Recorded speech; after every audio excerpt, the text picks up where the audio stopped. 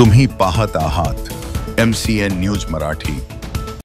लग्न समारंभ आटोपून घरी परत येत असताना एका महिलेचा दुर्दैवी मृत्यू झाल्याची घटना संग्रामपूर तालुक्यातील दानापूर येथे घडली। दानापूर येथील रहिवासी सुनील सुरजुसे हे 6 जून रोजी सकाळी ते आपल्या पत्नी सविता सुरजुसे यांच्यासह अकोला येथे एका लग्नासाठी दुचाकीने गेले होते।